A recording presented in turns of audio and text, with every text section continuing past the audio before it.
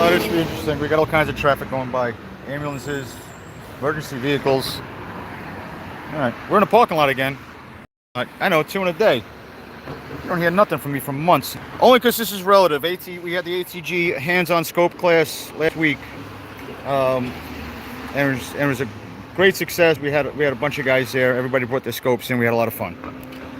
I felt that.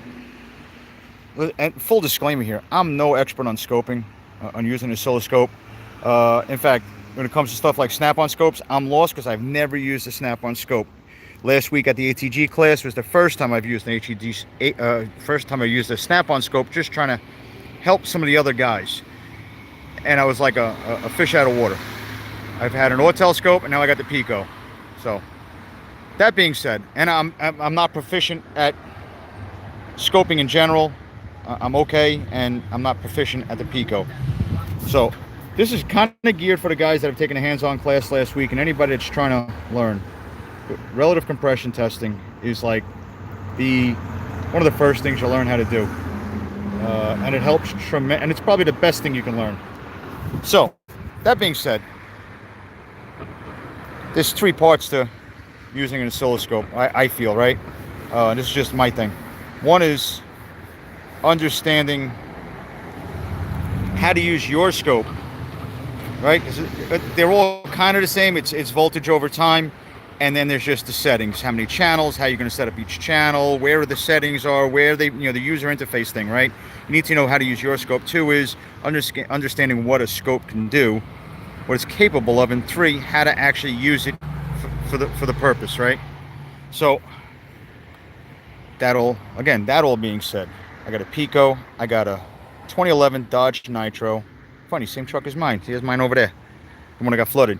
This one's got the 4.0 in it. It doesn't matter, the vehicle. I could have done this I should have done this vehicle without even telling you.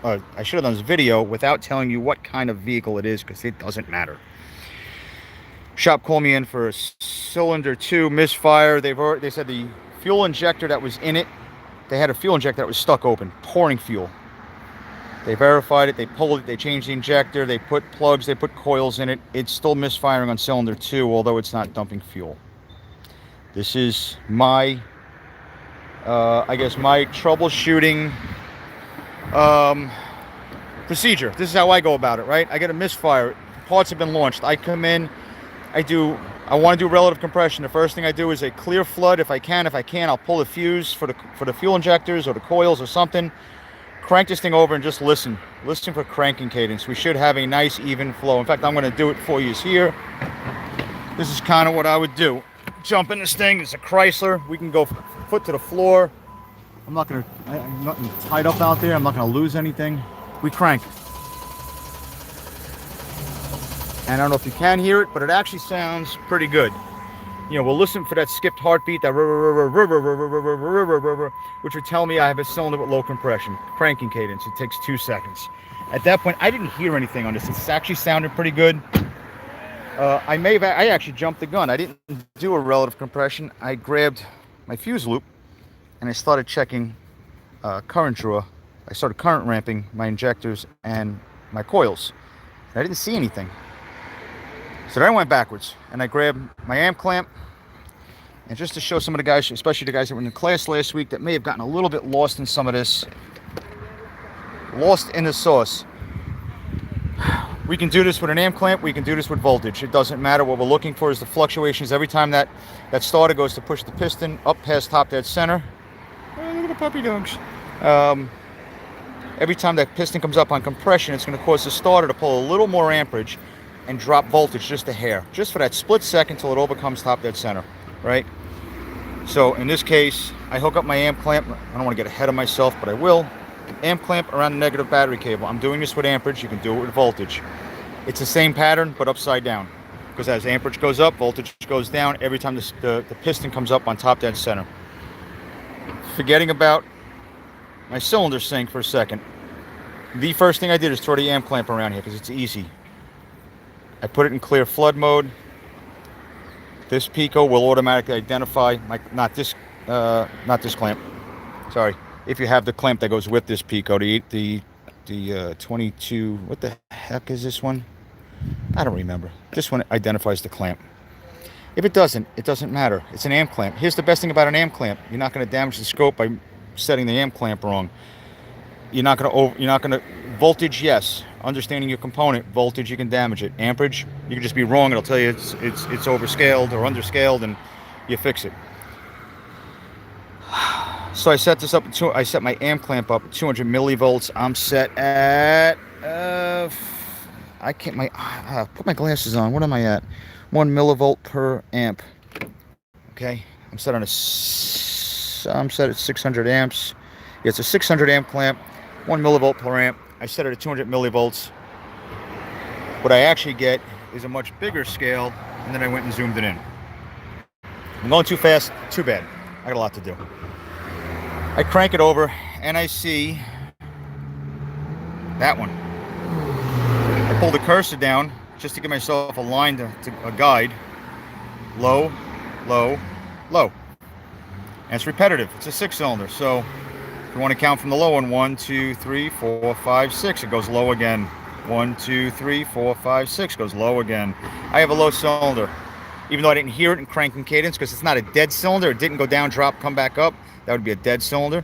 We actually have compression. It's a little bit low right there. That's probably number 2. How do I make sure it's number 2? I grab a second channel. I grab that coil right there. Why that one? Because that was the easiest to get to. Chris Lewis says it in the ATG class, CVTT. C is the understanding your component voltage.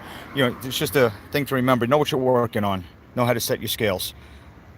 I know I'm going to set my scale at 50 volts so I don't spike my pico and burn it like I did with my Autel when I hit it with secondary voltage and forgot to put the attenuator on it, and I cooked the channel. So I get my cylinder sync. Can I see it? If I can see it a little bit better.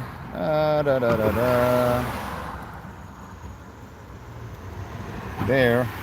Possible cylinder wash from the bad injector. You're 100% right, but I would only expect that to happen right after you change the injector. This has been going on for a couple of weeks. So at this point, the cylinder wash should have washed out. For those that don't know what he's talking about, you get too much fuel in the cylinder and it washes out the rings and you lose compression into the crankcase. At this point, I think the cylinder wash is gone. So I'd say no at this point. Not impossible, but I'd say no. So anyway, here's my cylinder sync. I grabbed that coil. Here it is right here. Oh, I don't know if you can see my cursor. Here's my cylinder sync. That is number, where am I at? 1, 3, 5. That's number 5. My firing order is 1, 2, 3, 4, 5, 6.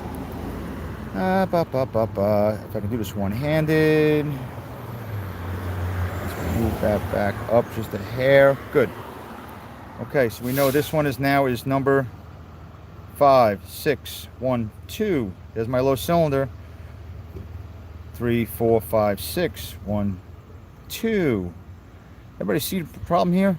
This is how easy it is. This whole thing set up, and it's a pain in the neck for me because I'm mobile. When you guys are in the shop, this stuff should be on and ready to go in the morning. We say it all the time. You put your, I think Brandon Steckler said it when he teaches his class.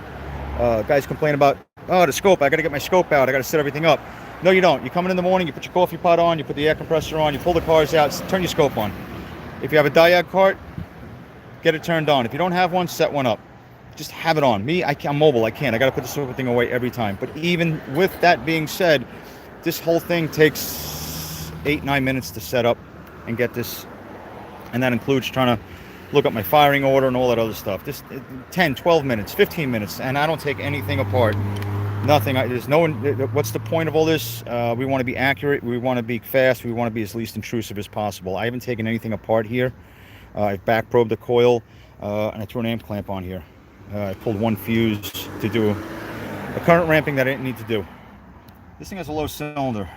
I got to talk to the owner, see how far he wants me to go. If I want to find out where the compression is going, if it's going crankcase, intake, exhaust, or cooling system, to determine how far we're going to go with this. If he wants me to keep going, I will. At that point, I'll grab a pulse sensor, add another channel, and see where the pulses go. But that's it. That's, I guess, like in a sense, those that have the scope started using it, maybe a little spooked. pick up on these guys that are doing, go on YouTube, find the reputable guys that are doing the good videos that show you how to hook this stuff up. I think they're actually doing a scope class today in about 2 hours. CTI. I don't know where my man Isaac Rodiesel is. He was pushing it yesterday. And if anybody knows, please post it. Please share it up on Facebook. I think it's going up. There's one today and there's one on Thursday. I'm not sure if it's specific to Pico or just scopes in general. But I got to go find it. I'll be tuned in. And that's about it, guys. All right. Let me go talk to the owner. See if we're going to go any further. That's it. Bye.